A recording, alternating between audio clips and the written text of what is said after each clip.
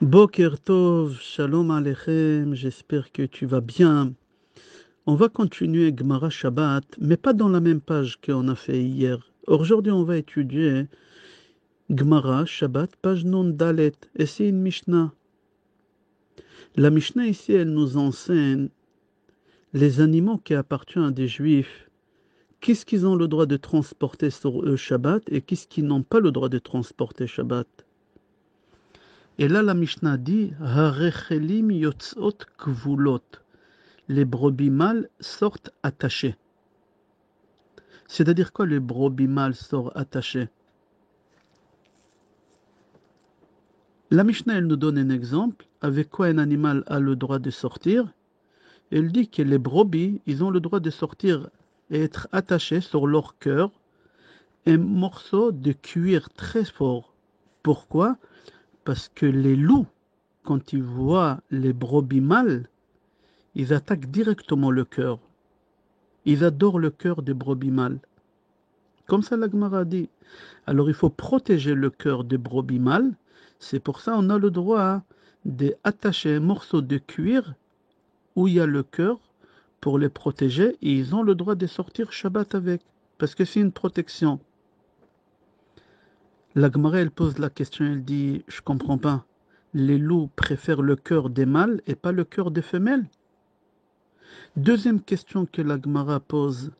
Le loup, comment il sait distinguer entre mâle et femelle? Nous, des êtres humains, on a du mal à distinguer qui est le mâle et quelle est la femelle. C'est pas facile. Et pourquoi vraiment ils veulent absolument le cœur et pas les intestins? Pourquoi pas autre chose? Pourquoi les loups veulent le cœur des brebis mâles? Pourquoi pas une autre partie du corps de l'animal? La Gemara, elle répond et elle dit que les loups préfèrent le mâle et pas la femelle parce qu'ils savent distinguer entre le mâle et la femelle. La Gemara dit Zakfe kamayo vechot mayo. Le loup, il voit que le brebis mâle marche avec la tête haute, avec la poitrine gonflée. Zakfe chot mayo, avec le nez haut. Orgueil.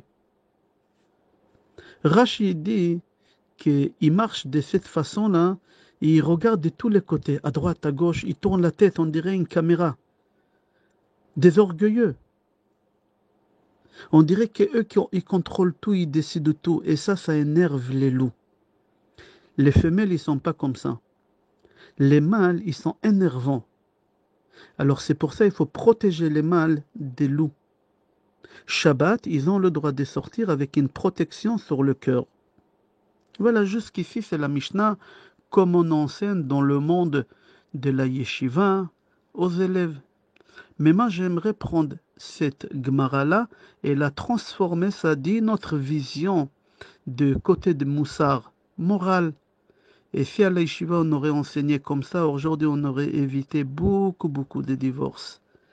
Et c'est dommage qu'à la yeshiva, on enseigne comment on met les tefilines, comment on s'enveloppe avec le talit, comment on observe Shabbat, mais on n'enseigne pas à la yeshiva comment il faut lever une serviette qui est tombée par terre, comment tu dois rincer la douche quand tu as fini de prendre ta douche et ne pas laisser la mousse avec tes poils, comment brosser les toilettes après que tu as fini. Dommage qu'on n'enseigne pas ces halachot à la yeshiva.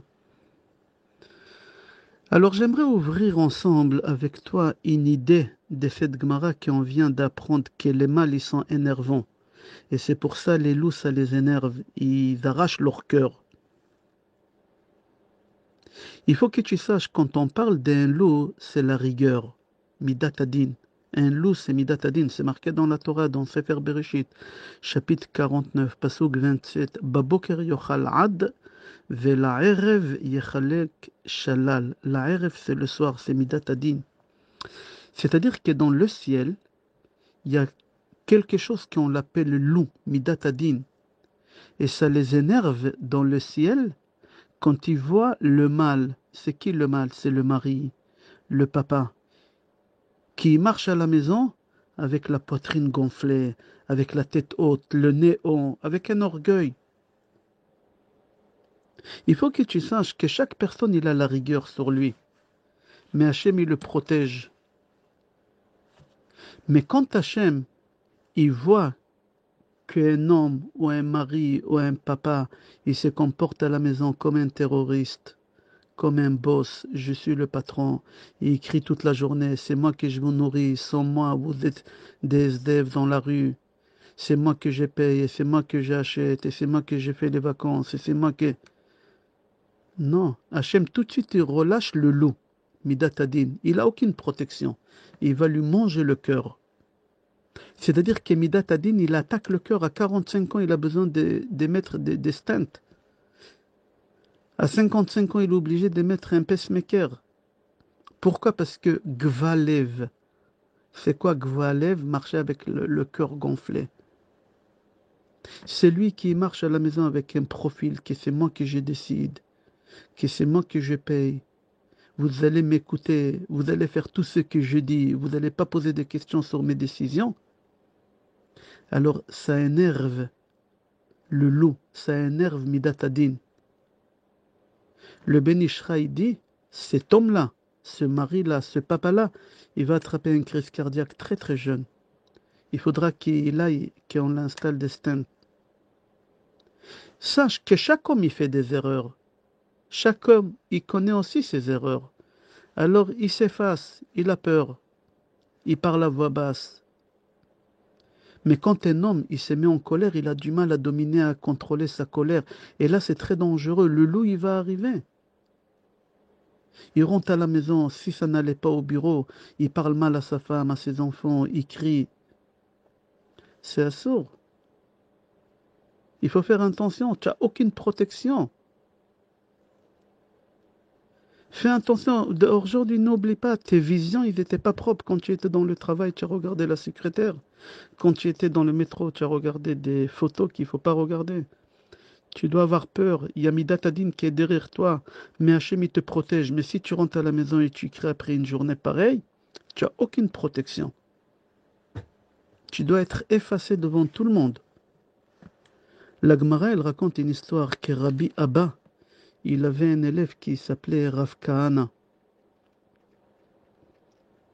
Rav Kahana, il a dit une halacha, il a dit une loi, il a tranché une loi devant son Rav qui s'appelait Rabbi Abba. Et on n'a pas le droit de trancher une loi devant son Rav. Parfois à la synagogue, quelqu'un te pose une question halachique, et il y a ton Rav à côté et tu réponds. C'est un sourd. Tu es en danger de mort, tu dois mourir normalement sur le champ. Comme ça c'est marqué, Moré halacha bivne rabo chayav mita. C'est lui qui tranche une halacha devant son Rav, il doit mourir sur le champ.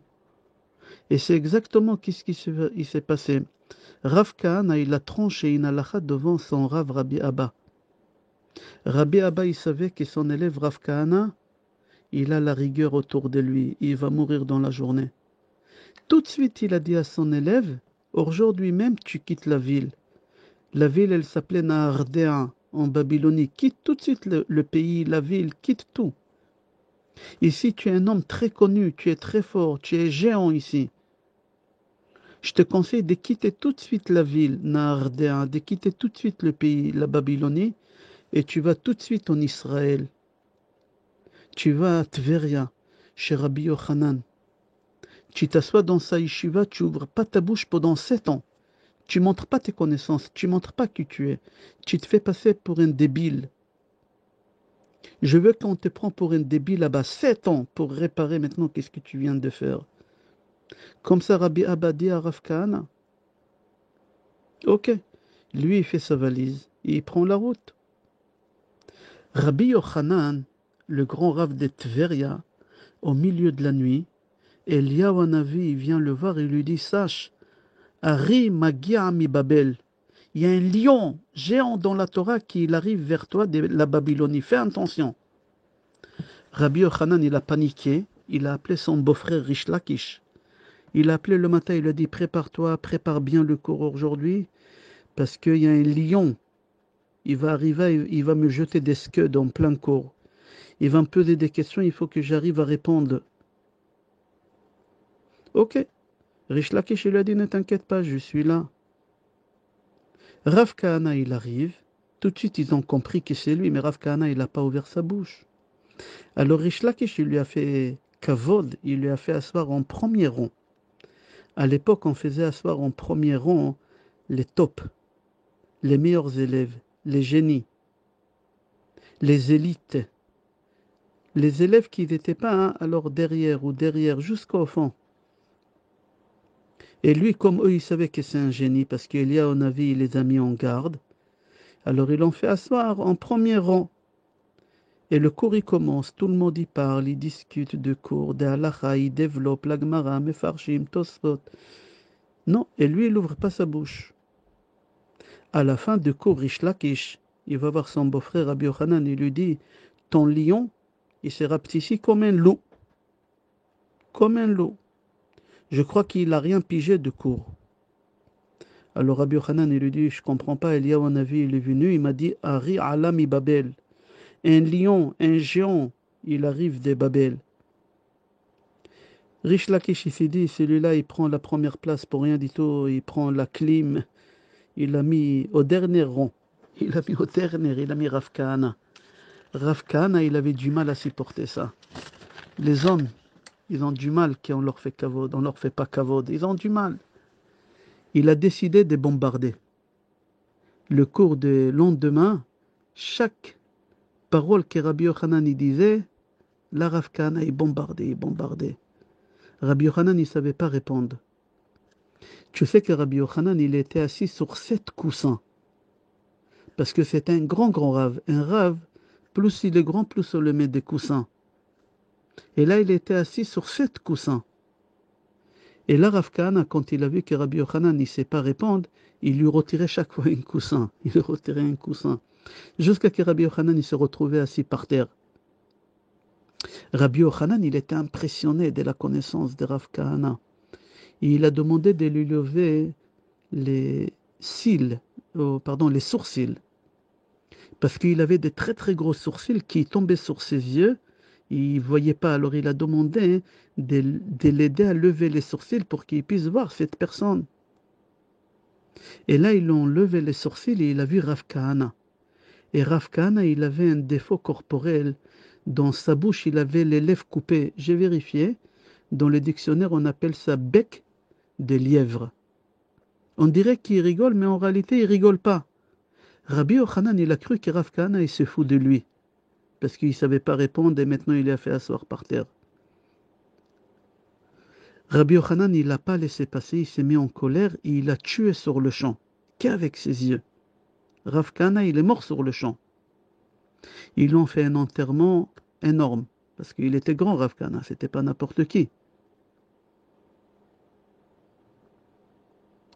N'oublie pas qu'est-ce que son Rav, il lui a dit, Rav Abba, il lui a dit, le jour que tu vas bombarder, si c'est avant la fin des 7 ans, tu vas mourir. C'est pour ça qu'il est mort. Il a ouvert sa bouche, l'orgueil. Midat Hadin, elle était à côté de lui, la rigueur. Quand est-ce Midat Hadin, elle se venge, la rigueur, elle se venge, c'est quand tu marches avec la tête haute, le nez haut, la poitrine gonflée. Je suis le patron, je suis le maître. C'est moi qui je décide. Personne ne va me donner des conseils. La Gemara, elle appelle ça Zakfe Chutmayu. Regarde ce qui se passe après l'enterrement. Rish Lakish, il a dit à son beau-frère Rabbi Yochanan, tu sais que lui, ce rabbin que tu as tué, il n'a pas rigolé. Il avait un défaut corporel, il avait le bec de lièvre. Rabbi Yochanan, il a compris l'erreur qu'il a fait. Il est parti dans la grotte où il l'a enterré pour les ressusciter. Tu imagines la force des rabbinim de l'époque. Il est parti les ressusciter, l'histoire elle est longue, il y avait un serpent là-bas, mais on ne va pas rentrer dans ça. Et là, Rabbi Yochanan dit à Rav Kahana, lève-toi, lève-toi. Rav Kahana, il lui a dit, non, laisse-moi, je suis tranquille ici dans le vrai monde. Je suis avec les tzadikim, j'ai des cours de Torah ici, Non, non. Jusqu'ici, l'histoire. De cette histoire, on voit que tu sois n'importe quel homme avec des connaissances de Torah, tu peux être géant dans la Torah.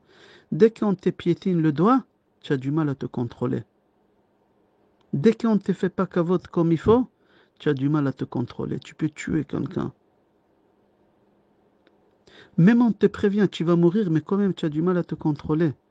Rav Kahana, on l'a prévenu, le jour que tu vas bombarder, tu vas mourir. Il a bombardé, il est mort le jour même. Mais le Zohar HaKadosh, Rabbi Shimon Bar Yochai dit au moment qu'un homme fait un travail de conscience, il repère les fautes qu'il a fait, le loup il ne peut pas l'attacher.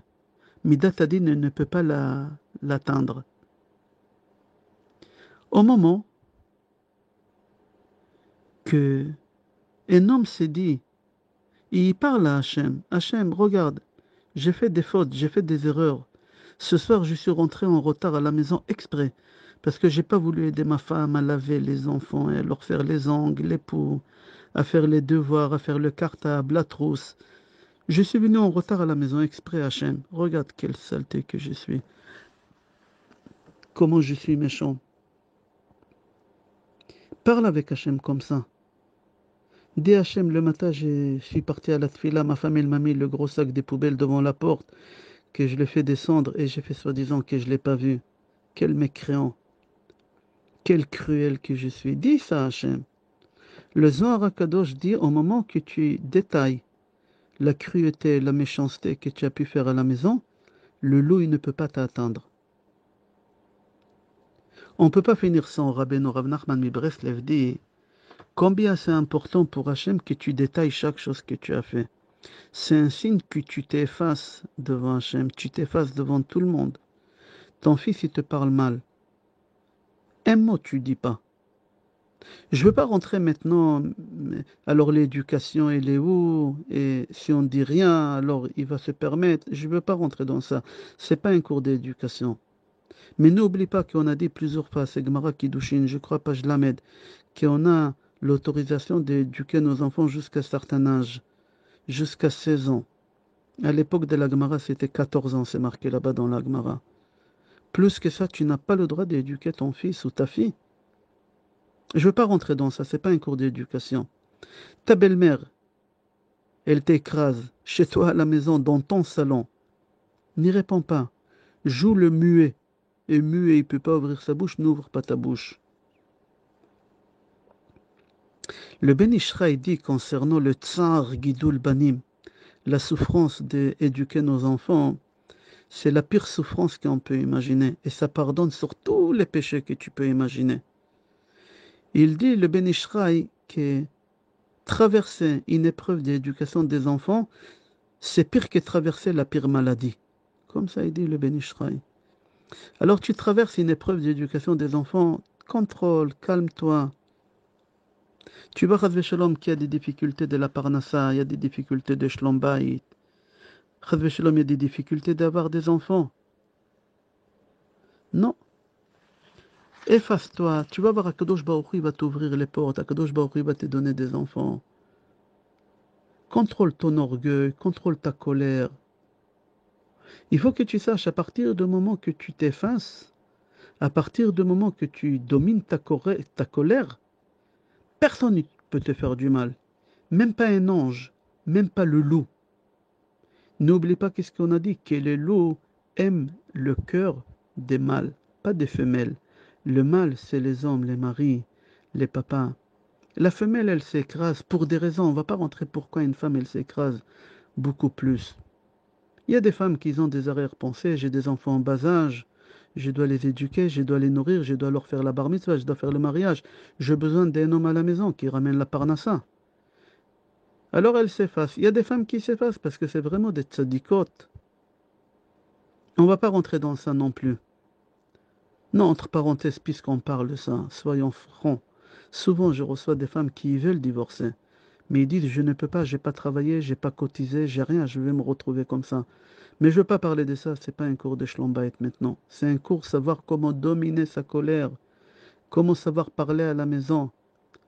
Personne ne peut t'atteindre, personne ne peut te faire du mal. Personne, même pas un ange, même pas Midatadine. On va s'arrêter là. Je te souhaite bracha ve'atzlacha, besorot tovot, yeshurot ve'nechamot, et kol tuv. Que le cours il va être l'irfoua shlema, refuat hanefesh, refuat haguf. Dechai Nissim ben Atou, le Tinok ben Angelina Simcha Rivka Chaya, et aussi Stéphane Yosef ben Najma Janine, et aussi pour Shimon ben Moshe ben Sousson,